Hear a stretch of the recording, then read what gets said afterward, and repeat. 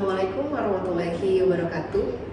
Perkenalkan, saya Dia Septiani, SSI M.Pharm, dosen program studi S1 Farmasi, Fakultas Ilmu Kesehatan Universitas Singapura Bangsa, Karawang. Saya merupakan dosen yang memiliki bidang keahlian ilmu farmasi dengan kepakaran biologi farmasi dan farmasi bahan alam.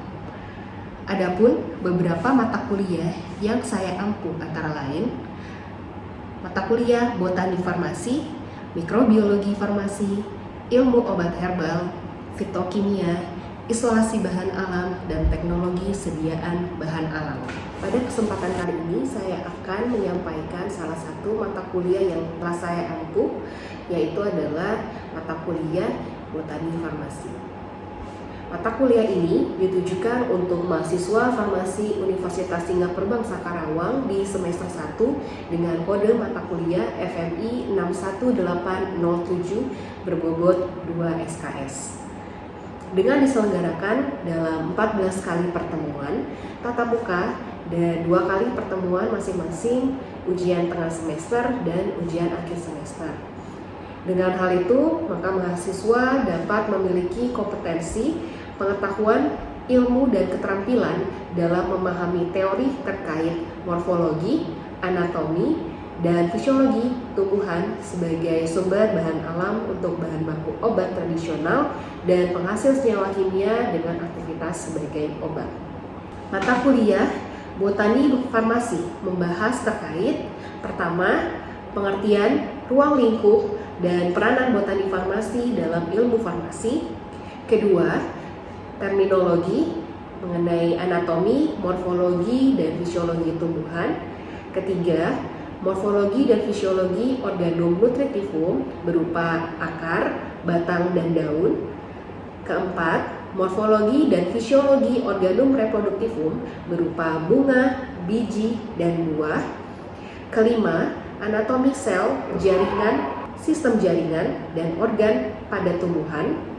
Keenam, taksonomi tumbuhan. Ketujuh, determinasi tumbuhan dan binomial nomenklatur. Dan kedelapan, herbarium tumbuhan obat. Dalam mengampu mata kuliah ini, saya menerapkan metode DIA, yakni Delivery, Interaction, and Assessment. D atau delivery adalah suatu teknik penyampaian materi kepada mahasiswa dengan menerapkan teknik ceramah dan problem atau case based learning. Lalu I atau interaction adalah proses komunikasi dua arah dengan mahasiswa, seperti mempersilahkan mahasiswa untuk bertanya dan saling berdiskusi dengan dosen maupun sesama mahasiswa yang lain. Lalu E atau assessment adalah suatu metode yang digunakan untuk menilai mahasiswa secara objektif terhadap capaian pembelajaran yang telah dicapai selama 1 semester. Pada mata kuliah botani farmasi ini digunakan teknik ceramah dan diskusi. Dengan indikator penilaian dari mata kuliah ini yaitu mengukur kemampuan mahasiswa dalam menguasai teori terkait morfologi, anatomi, dan fisiologi tumbuhan dengan instrumen penilaian yang digunakan sesuai dengan rubrik yang tercantum dalam RPS. Adapun komponen penilaian dalam mata kuliah ini berupa 10% tugas mandiri, 20% ujian tengah semester, 20% ujian akhir semester, dan 50% berupa aktivitas project atau case base. Pada pertemuan kelima, mahasiswa akan mempelajari terkait organum nutritivum pada organ daun, meliputi morfologi dan juga fisiologi pada daun. Penjelasan ini dilakukan dengan metode atau teknik ceramah dan diskusi tanya jawab. Berikut beberapa referensi yang saya gunakan dalam mengampu mata kuliah ini. Universitas Singapura Bangsa Karawang menerapkan sistem pembelajaran secara luring dan daring, serta memiliki learning management systems yang dapat diakses oleh dosen dan juga mahasiswa pada laman siska.unsika.ac.id. Mari kita saksikan video pembelajaran pada mata kuliah Botani Farmasi pertemuan kelima. Selamat menyaksikan. Oke, baik ya. Selamat pagi. Pagi. Assalamualaikum warahmatullahi warahmatullahi wabarakatuh. Waalaikumsalam warahmatullahi wabarakatuh. Oke, gimana kabarnya? Baik. Ya, oke, alhamdulillah. Ya, hari ini pertemuan kelima kita ya di mata kuliah Botani Farmasi. Dan bagaimana kalian? Apakah hadir semua hari ini? Hadir ya? Tidak ada yang tidak hadir ya? Oke, baik. Ya. Oke, pertemuan kelima hari ini ya kita akan membahas terkait topik morfologi dan fisiologi daun ya, atau disebut juga dengan daun itu adalah folium. Oke ya, ini adalah capaian pembelajaran di mata kuliah ini ya, khusus pada topik yang kelima ini, di mana kalian ya harus mampu menjelaskan dan membedakan morfologi organum nocturnifolium ya, dan menjelaskan morfologi dan juga fisiologi dari daun. Nah, outline yang akan kita bahas terkait morfologi, fisiologi, dan juga terkait identifikasi morfologi daun. Oke, nah pekan yang lalu ya, di pekan keempat kita sudah mempelajari terkait tumbuhan tingkat tinggi ya dibandingkan dengan tumbuhan tingkat rendah. Lalu morfologi tumbuhan tingkat tinggi ya, diantaranya akar dan juga batang, lalu bentuk dan jenis akar serta bentuk dari batang. Nah, teman-teman, kita pastinya sudah pernah melihat daun ya, betul ya? Nah, karakteristik daun itu seperti apa ya? Dia tumbuh dari cabang atau ranting ya. Jadi kalau kalian lihat dari suatu tanaman, pohon ataupun jenis herba, pasti daun itu akan muncul dari cabang ataupun rantingnya ya. Oke, lalu kedudukan daun dia melekat dan duduknya di bagian buku-buku batang. Atau kita sebut juga dengan nodus batang. Lalu terdapat ketiak daun ya. Nah, bagian dari ketiak daun ini, nah itu juga akan bisa muncul daun. Daun mangga. Bagaimana dengan daun mangga? Apakah daun lengkap atau tidak? Lengkap atau tidak? Coba kita lihat. Dia punya helaian tidak? Punya. Lalu apa lagi yang dia punya? Tangkai.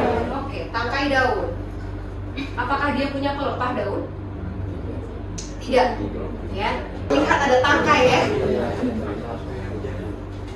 Oke, tidak terlihat juga ada batang tangkai daun maupun pelepahnya.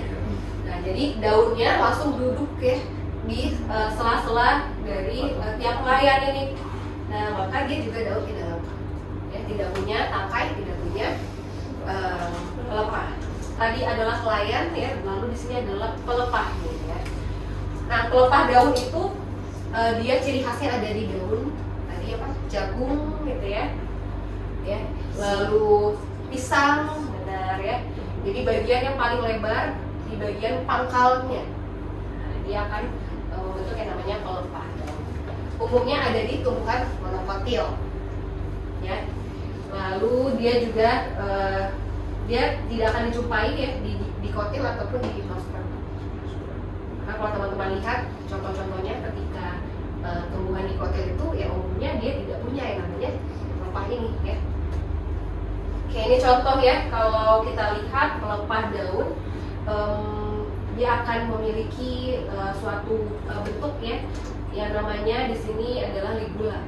Ya, rambut-rambut yang ada di antara pelepah dan juga helaiannya. Ini ada di mana ya kira-kira? Rumput. Ya, ini kalau di zoom ya, di zoom si rumput teki atau rumput yang di pinggir-pinggir ini ya di jalanan itu, ya akan seperti ini ya, ada rambut-rambutnya. Oke, selanjutnya adalah bagian tangkai. Nah, tangkai daun. Tangkai daun ini jelas sekali bisa kita amati di mana? Di daun mangga ya. Nah, daun ya, daun singkong bisa itu juga kelihatan ya. Lalu daun pepaya ya. Itu ya contoh dari bagian dari tangkai pada daun. Oke, tangkai daun ini akan berbeda nih ya. Ketika tangkainya hanya muncul satu daun, maka disebut juga dengan daun tunggal. Nah, kalau keluar dari satu tangkai bercabang menjadi beberapa daun di situ, maka dia adalah daun majemuk. Oke ya. Nah, tangkai daun juga akan ada yang menebal, contohnya di tanaman mangga. Ya, kalau kalian pernah lihat dia akan ada penebalan di sini. Ini juga menjadi karakter morfologi khas ya pada daun mangga. Ya, mangga, melinjo dan juga singkong. Ya. Oke ya, ini kalau di akasia ya, di sini tangkainya jelas kelihatan ya. Nah ini ada bentuk penambahan. Kalau tadi di rumput ada ligula, sementara kalau di tumbuhan ini ada namanya stipula ya, ada bagian tangkainya. Oke, kita lanjut ke bagian helaian ya, helaian daun atau disebut juga dengan lamina. Oke, tentunya itu adalah lokasi untuk terjadinya fotosintesis ya. Teman-teman waktu di SMA pasti sudah belajar gitu ya, bahwa lokasi daun itu adalah tempat terjadinya fotosintesis. Nah, kalau di tanaman paku ya, kalau kita lihat paku itu atau pakis biasanya di bagian belakangnya ada bintil-bintil ya. Nah, itu ada sporofil. Jadi kalau dia ya di situ nanti helaiannya itu tidak hanya licin atau helaian seperti itu aja, tapi ada juga aksesoris tambahan ya, namanya sporofil yang ada di bagian adaksial atau bagian bawah permukaan dari daun. Oke, dari daun ini kita bisa mengidentifikasi apa saja. Ya. Pertama bentuknya ya. Bentuknya berarti dilihat dari lebar daunnya dan juga panjang daunnya. Itu diukur, maka kita bisa menentukan bentuk dari daun. Lalu ujung daun, bagiannya apa nih? Ini ya. Oke, selanjutnya bagian pangkal. Ini pangkal daun. Lalu tepinya seperti apa atau margin, ya. Lalu pertulangan daunnya, ya. Apakah ini dia seperti tulang ikan atau kita sebut juga dengan menyirip atau dia menjari, ya. Lalu warna daun seperti apa sih? Ya, apakah ada yang warna hijau atau warna lain karena memiliki pigmen, itu bisa kita bedakan ya. Lalu susunan anak daun dan juga bentuk dari tangkai daunnya. Oke, kita bisa ya melakukan identifikasi nih terhadap daun tersebut. Apa saja yang kita lakukan? Ya, kita bisa melihat dulu ya bentuk secara kasarnya, gitu ya. Kita tanpa membedakan tersebut. Apa saja yang kita lakukan? Ya, kita bisa melihat dulu ya bentuk secara kasarnya, gitu ya. Kita tanpa membedakan ada lekukan atau tidak. Kita lihat bagian terlebarnya di mana nih? Ya, di bagian tengah kah? Atau di bagian pangkal atau di ujungnya? Oke, diukur ya panjang dan lebarnya. Nah, maka kita bisa membuat perbandingan antara panjang dan juga lebarnya. Oke, lalu kita bisa mengamati letak tangkainya ya. Apakah dia nempel di tepi atau di tengah dari helaian daun. Oke, bentuk daun itu banyak ya. Jadi kalau kalian amati dia itu ada 4 jenis. Ada yang daun tersebut bagian terlebarnya di tengah, ya. Ada bagian yang terlebarnya di bagian bawah atau berarti di pangkal, ya. Ada juga yang terlebar di bagian atas maupun dari bawah atau dari pangkal sampai ujung itu sama rata. Biar kita lihat contoh-contohnya ya. Nah, ini adalah bagian yang terlebarnya itu ada di tengah. Nah, teman-teman bisa amati di sini ya. Mungkin pernah menemukannya di saat di sekitar lingkungan rumah mungkin ya. Nah, ada yang seperti ini bentuknya ya, orbikulat, ada yang peltat ya, dan beberapa jenis yang lain ya. Nah, ini contohnya dari bentuk terlebarnya itu ada di bagian tengah helaian. Ada juga yang paling lebar itu di bagian pangkalnya, ya, unik-unik ya. Nah, contohnya ini ada yang seperti ginjal ya, ya. Lalu ada juga yang bentuknya seperti perisai gitu ya. Nah, jadi bagian-bagian daun ini menunjukkan bagian paling terlebarnya itu adalah yang di pangkal. Oke, selanjutnya ini juga ya yang terlebar di bagian pangkal. Contohnya ini ya, ini tanaman apa nih? Bunga sepatu. Betul, bunga sepatu ya. Jadi kalau kita lihat daun dari bunga sepatu itu, dia yang mana? Ini yang mana? Dari gambar yang ini ya. Maka bentuknya apa nih?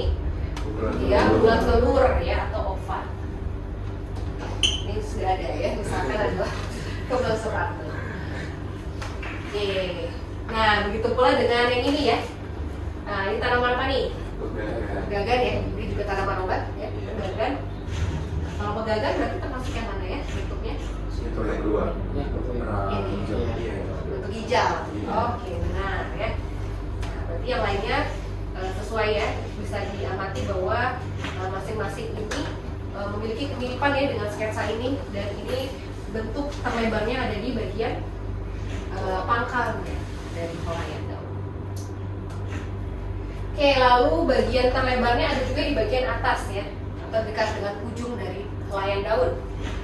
Ada yang mufat ya, ada juga yang ada torehan sedikit nih ya bagian ujungnya, dan begitu pula ada yang menyempit ya, namun terlihat ya bagian terlebarnya tetap di bagian ujung. Nah, kalau ini rata, nah ya, jadi dari bagian pangkal ya, pangkalnya hingga bagian ujung ya, di pangkal sampai ke ujung itu sama lebarnya ya, tidak ada bagian yang terlebar dari pangkal hingga ujung. Contohnya apa ya? Betul, jagung. Oke, coba kita lihat di sini. Yang ini tanaman jagung. Nah, kalau jagung ini daunnya dia bentuknya seperti apa? Ada ilustrasi? Gak kedengeran nih, mana suaranya? Coba. Apa ya bentuk dari daunnya? Ya, oke. Silakan. Kalau jagung bentuknya dia ligulatus, dia sama rata dengan bahan pangkal sampai. Oke, ligulatus ya, karena bentuknya rata ya, tidak ada bagian yang terlebar.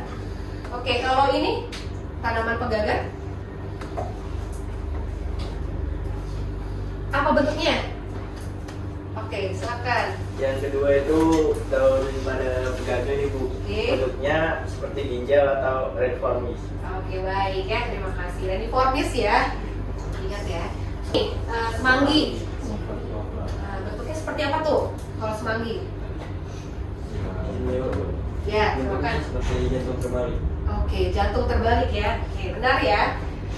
Jadi seperti love gitu ya, tapi dia dibalikin gitu ya, jantung terbalik. Oke. Nah, kita juga bisa melakukan identifikasi selanjutnya ya, bagian dari ujung daun. Nah, kalau langsung saja kita lihat ya. Nah, ini ujung daun itu ternyata bisa kita lihat di sini ada yang runcing, ada yang beruncing gitu ya. Ada juga yang oval ataupun yang tumpul. Ya, ada yang berbelah, rata ya, atau berduri. Nah, seperti ini yang berbelah ya. Pernah lihat tidak daun ini? Nggak pernah ya? Mungkin ada juga yang pernah melihat ya. Di bawah ini yang kuminata ya. Nah, kalau lihat ini biasanya bunganya ada yang warna putih, ada yang warna ungu. Namanya bunga kupu-kupu ya. Nah, daunnya seperti ini ya. Oke, pangkal daun juga bisa kita amati ya.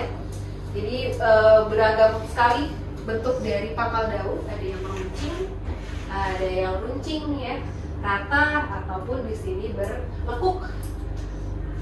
Ya. Nah, tentunya mungkin kalian sebelumnya belum mengamati sebegitu jelasnya ya. Nah, nanti ya ketika kalian bisa melihat daun beragam bentuknya, pasti kalian bisa mengamati nih, oh ternyata satu dan lainnya daun tersebut bisa berbeda ya dari bagian pangkal. Oke, kalau ini apa ya? Daun mangkokan tahu? Nah, tentunya khasiatnya juga banyak sekali ya. Daun mangkokan ini, nah ini juga bagian bawahnya adalah dia berlekuk. Oke, ya. Oke, ini susunan pertulangan daun. Ya, ada yang melengkung, ya, seperti apa nih? Bawang. Seperti bawang ya, benar ya. Tapi dia adalah daun, ya. Daun yang bentuknya melengkung, ini sejajar ya. Seperti apa tadi? Jagung, benar. Lalu ada yang menjari dan menyirip ya. Beda ya, harap diingat. Bedanya adalah ketika dia menjari datang dari satu sumbu pertulangannya. Sementara kalau menyirip seperti tulang ikan. Ya, kalau fishbone itu kan berarti ada yang memanjang lalu pertulangannya ada gitu ya. Nah, itu dia menyirip. Ya. Lalu ada yang dipotong.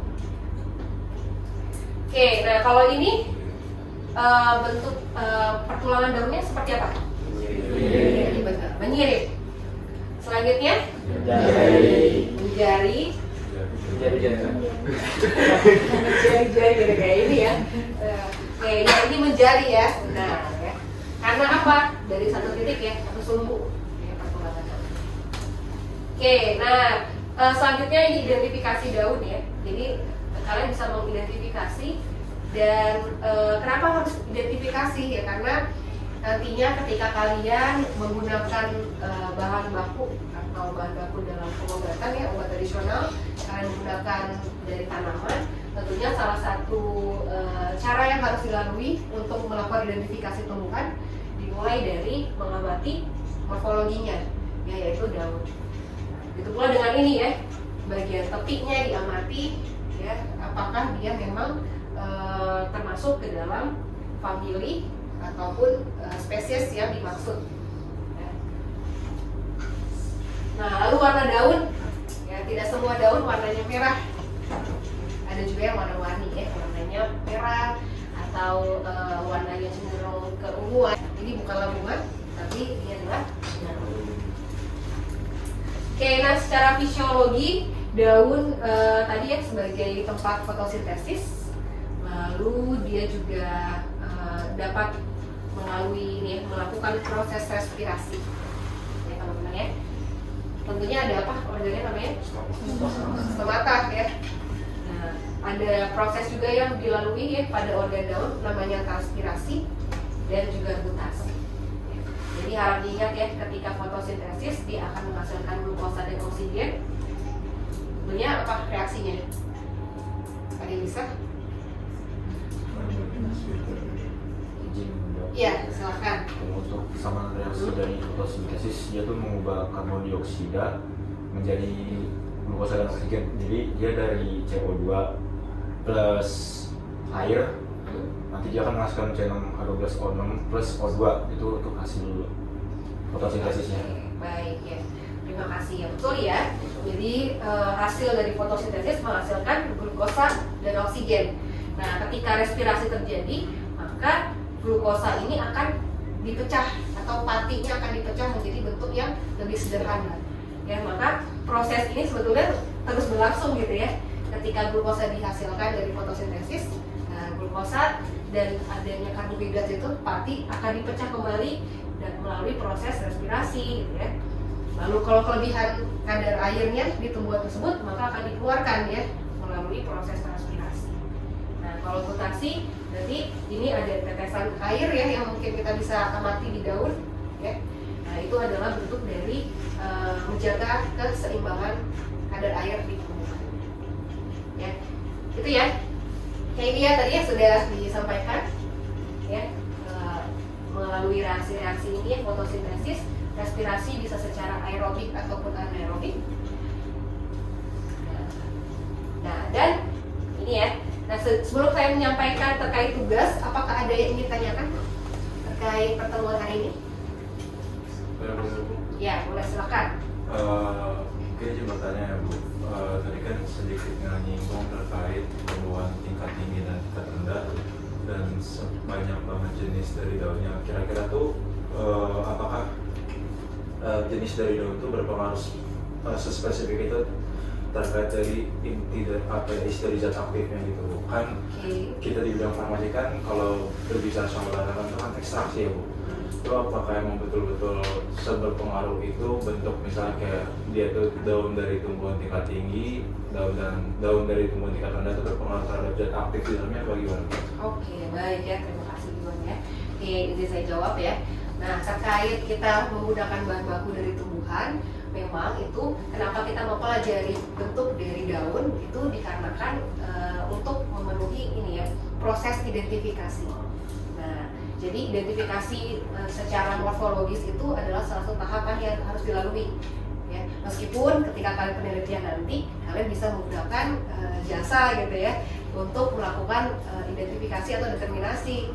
Nah, namun untuk memudahkan karena kalian punya teorinya, maka silakan dipraktekkan nanti ketika menggunakan suatu bahan alam khususnya dari tumbuhan dengan mengidentifikasi morfologinya baik dari daun ya salah satunya, itu kalian sudah bisa melihat bahwa oh memang benar ini adalah tanaman yang akan saya gunakan. Misalkan pepaya. Nah, mungkin nanti pepaya kamu lihat daunnya bukan dia menjari gitu ya, tapi malahan bentuknya misalnya menyirip. Nah, itu sudah bisa menjadi pembeda ya, bahwa kalian sudah bisa melakukan identifikasi itu di awal. Nah, lalu terkait senyawa aktifnya apa? Tentunya nanti kalau sudah diketahui dia adalah genus dan spesies itu pasti nanti akan sama ya. Dalam satu genus, maka senyawa aktifnya tidak akan berbeda. Yang berbeda adalah apa biasanya? Kadarnya, betul. Itu ya. Jadi hal ini sangat diperlukan bagi kalian, makanya ini di semester 1 kita sudah mempelajari dulu nih ya terkait identifikasi secara morfologi. Baru nanti di semester berikutnya kalian akan membahas si genus atau spesies ini, senyawa aktifnya apa aja yang ada. Oke? Sudah cukup jelas? Oke, baik ya. Tidak ada lagi yang ingin bertanya? Cukup? Oke, baik ya. Nah, saya memberikan penugasan ya secara individu bagi kalian dengan referensi ya, karena referensi pun menjadi salah satu penilaian kita ya, di penilaian seperti yang sudah saya sampaikan ya di awal perkuliahan. Oke, seperti itu. Terima kasih. Tidak ada pertanyaan lagi? Oke, baik. Terima kasih ya teman-teman. Untuk hari ini sudah selesai perkuliahan kita ya. Kita tutup ya dengan alhamdulillah ya. Selamat sore ya. Assalamualaikum warahmatullahi wabarakatuh. Waalaikumsalam warahmatullahi wabarakatuh. Terima kasih.